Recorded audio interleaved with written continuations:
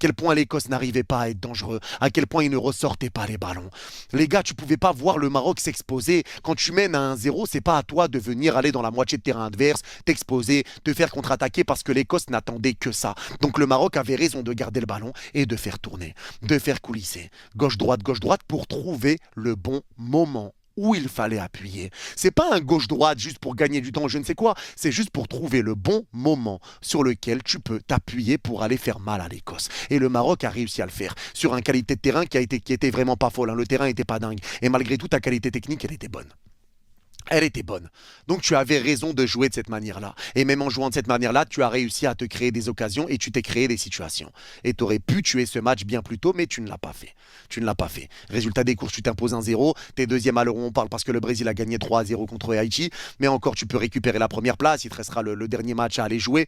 Mais en tout cas, aujourd'hui, moi, ce que j'ai envie de noter, c'est encore une fois la solidité marocaine, l'efficacité marocaine, les joueurs à quel point ils se donnent les uns pour les autres. Ils ont été très bons et ils se sont parfaitement gérés. Et même sur des phases de moins bien, tu vois que le Maroc arrive à faire des efforts où tout le monde court tous ensemble. Le pressing et le contre-pressing, franchement, il faut souligner là-dessus.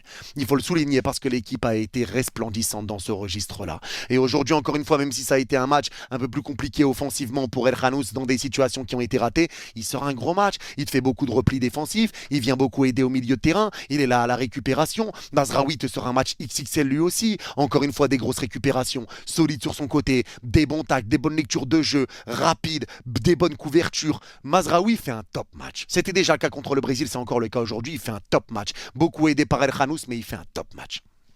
Top match.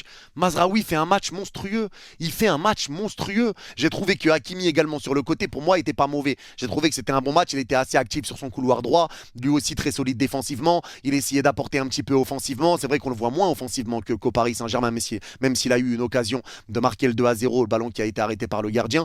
Mais en tout cas, Hakimi, j'ai trouvé qu'il était quand même bon sur son côté aussi. Et Chadji Riyad, exceptionnel. Parce que quand il y avait le feu dans la défense marocaine en deuxième mi-temps, c'est Chadji Riyad qui a réussi et qui est venu avec sa lance incendie pour éteindre le feu tout le temps. Long ballon, face à face, Chadji Riyad éteint le feu. Le centre corner, ça revient en deuxième. Chadji Riyad éteint le feu. Frappe entrée de surface. Chadji Riyad éteint le feu. Il vient le dévier. Chadji Riyad a fait un match exceptionnel. Et c'est ça que tu attends de Diop également. Parce que Diop, il lui manque cet aspect rassurant. On m'a demandé ce que je pensais de Chadji Riyad. Le premier mot qui m'est venu, c'est rassurant. Avant même cette deuxième mi-temps, j'avais dit Chadji Riyad, pour moi, c'est la rassurance. Il est rassurant pour le Maroc. Mais Diop doit réussir à récupérer cette rassurance-là.